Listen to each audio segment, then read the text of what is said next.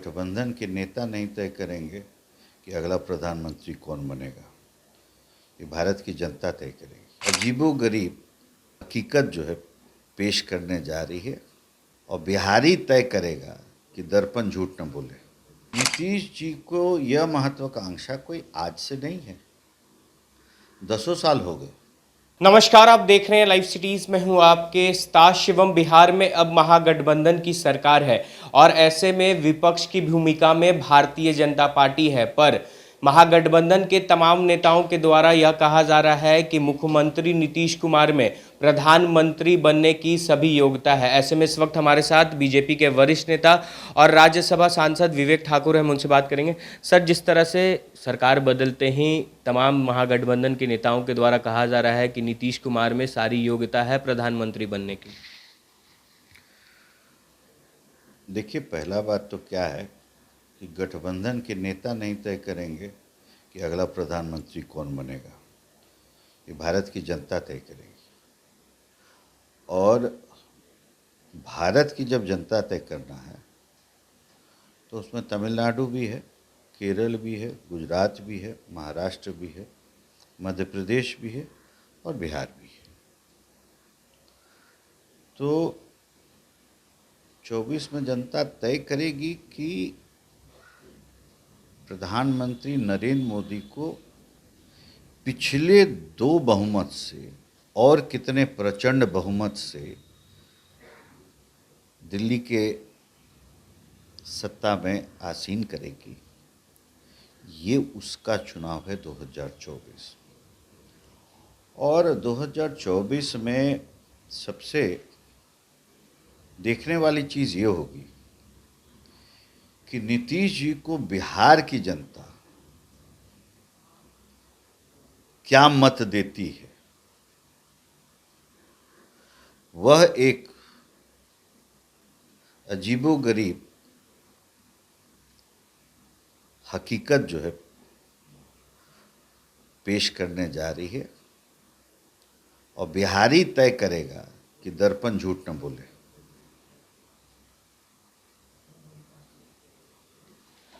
पर जिस तरह से सर बिहार सरकार के तमाम मंत्री हैं, जेडीयू कोटे से आते हैं, श्रवण कुमार, उनका कहना है कि बिहार का बेटा एक दिन लाल किले पर झंडा तो जरूर फहराएगा। देखिए, महत्वाकांक्षा रखना अलग बात, हकीकत एक अलग चीज़ होती है। नीतीश जी को यह महत्वाकांक्षा कोई आज से नहीं है, दसों साल हो गए। जब मुझे याद पड़ता है कि 2010 में जब नरेंद्र मोदी आए और मुख्यमंत्रियों को निमंत्रण देके इन्होंने निमंत्रण को फिर वापस लिया था भोजन का, उसी समय पूरी बिहार की जनता ने थू ही की थी इस पूरे वाक्य का। परिणाम क्या हुआ? 40 में हमको याद पड़ता है कि एनडीए गठबंधन को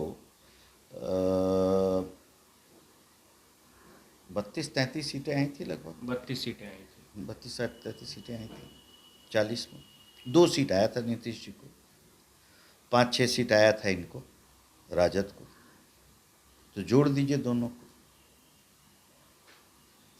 यही ना करिएगा, 8 सीट हुआ, फिर 32 हुआ।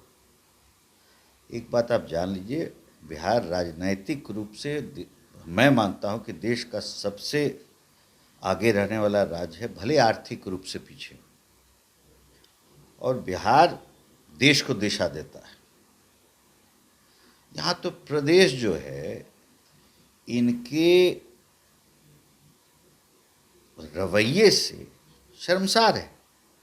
बिहार का गरीब उसको भी ये असहज महसूस करने लगा, जो यहाँ से जा रहा है बाहर, उसको लग रहा है। एक ज़माने में था कि लोग कहते थे कि बिहारी है मतलब लालू यादव, जरूर कोई चोर उचक्का होगा, क्रिमिनल होगा। आज जो है ओ बिहार से आया है, ओ नीतीश कुमार पट्टू राम। तो ये जो एक परिचय बनते जा रहा है, बिहार की जनता अपने आप को इस परिचय से मुक्त करेगी। पहला आईना 24 में दिखाएगी और पूरा आईना जो है 25 में दिखाएगी। इत श्री महाभारत कथा समाप्त। पर आपने कहा सर कि 2024 में और 2025 में बिहार की जनता नीतीश कुमार को सबक सिखाएगी, पर महागठबंधन के नेता तो कह रहे हैं एकदम दावे के साथ कि 24 और 25 में बिहार की जनता बीजेपी का सुपरा साफ कर देगी। ऐसा है कि 21-22 महीना है, अभी देश में बहुत सारे प्रधानमंत्री के कैंडिडेट हैं, ये तो आप भी जानते हैं, एक नहीं है।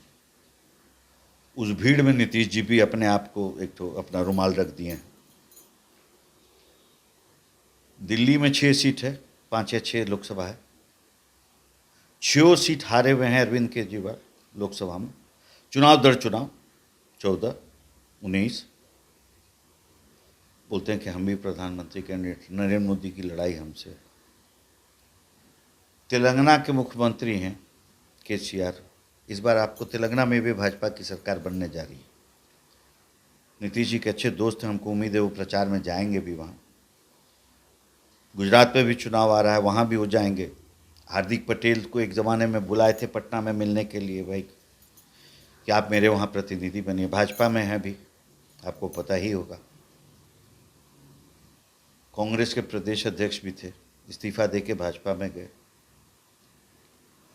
तो देश की वस्तु स्थिति क्या है, हम कितना पानी में हैं, कितना हवा में हैं, ये तो देश घूमने पे ही पता चलेगा। तो ठीक है, घूमने दीजिए, कहाँ कोई दिक्कत, कोई दिक्कत नहीं, ना बिहार में ना देश में। पहले तो ये आपस में तय करें। बंगाल में ममता जी अगली प्रधानमंत्री करेंगे, गांधी परिवार तो है ही, तो कहीं टॉस हो के किसी एक के पक्ष में जाना ना चाहिए। जब सिक्का उछलेगा तो पहले इन लोग आपस में पहले सिक्का उक्का उछाले, तय करे कि कौन है जो कि भाई कम से कम प्रत्याशी घोषित होगा। जैसे हुआ ना भाई, जसवंत सिन्हा बने एक ठो, इन लोग धर पकड़ के एक ठो बकरा लाए, तो पहले वो तो तय हो। देखिए, बिहार को छोड़ के आपको हर चीज़ की चर्चा करनी चाहिए। बिहार की जनता जो है को नरेंद्र मोदी के प्रति आस्था है। नीतीश जी की छवि बिहार के आदमी के मन और मानसिकता में बहुत नीचे गिर गया है, नित्यदिन गिरते आ रहा है। गरीब आदमी को लग रहा है कि ये पर्याय हो गया अविश्वास का। ये किसी भी व्यक्ति के लिए जिंदगी में क्या पाया क्या नहीं पाया, जिस दिन अंतिम अध्याय लिखाएगा,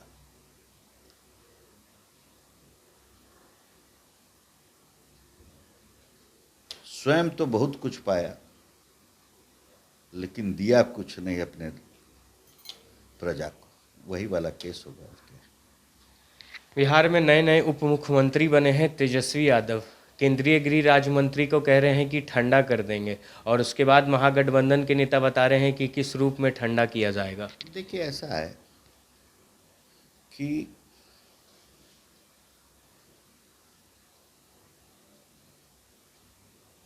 निजी रूपेण बयानबाजी के पक्ष में मैं कभी नहीं रहता हूँ, और कोई उच्च पद पे कोई व्यक्ति रहे तो सामाजिक राजनीतिक जिंदगी में उसको हमेशा अपने भाषा पे थोड़ा सा संयम रख के ही बात करना चाहिए। वही बात आप कर सकते हैं संयमित भाषा में भी, लेकिन अगर ये आकर्षण का विषय मान के कोई बोलता है तो अलग बात है।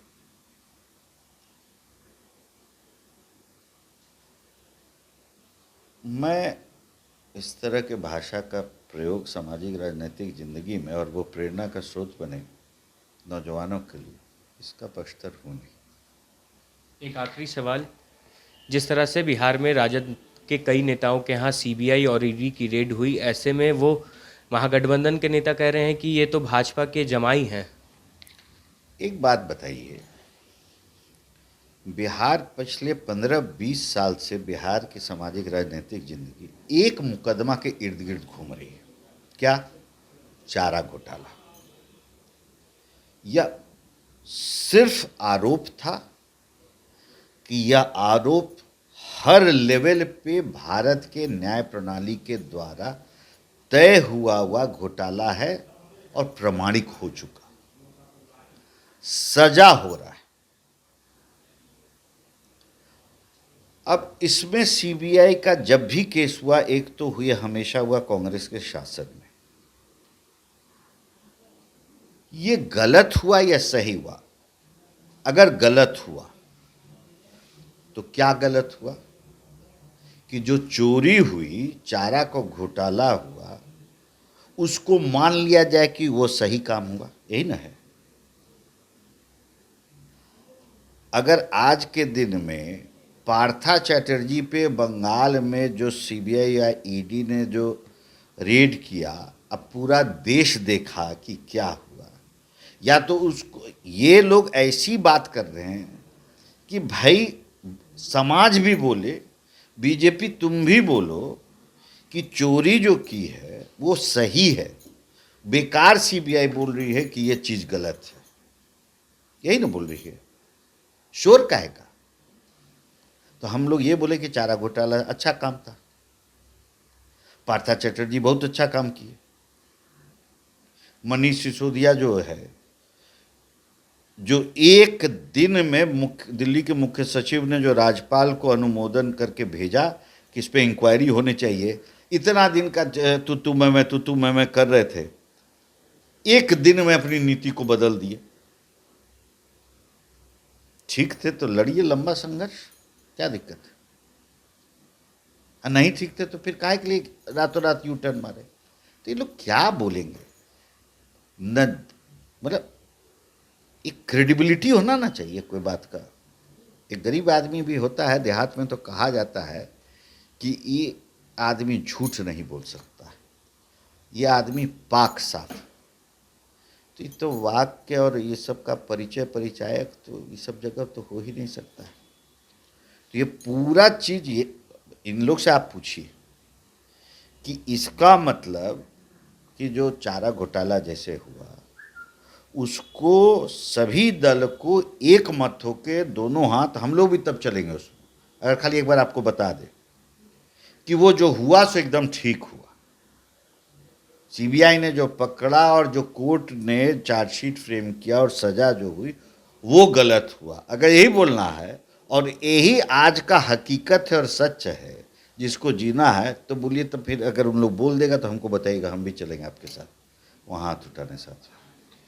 तो चलिए, ये थे हमारे साथ बीजेपी के सांसद विवेक ठाकुर, जिन्होंने सभी सवालों का जवाब दिया है और यह तक कहा है कि आने वाले वक्त में बिहार की जनता के साथ साथ देश की जनता नीतीश कुमार को सबक तो ज़रूर सिखाएगी। अब देखना होगा कि जिस तरह से जेडीयू नेताओं की तरफ से बड़े बड़े दावे किए जा रहे हैं, तो ऐसे में बिहार की राजनीति में आगे नया देखने को क्या कुछ मिलता है। बहरहाल अब बने रहे हमारे साथ। अगर आपने हमारे चैनल को सब्सक्राइब नहीं किया है तो जल्द से जल्द सब्सक्राइब कर ले। धन्यवाद।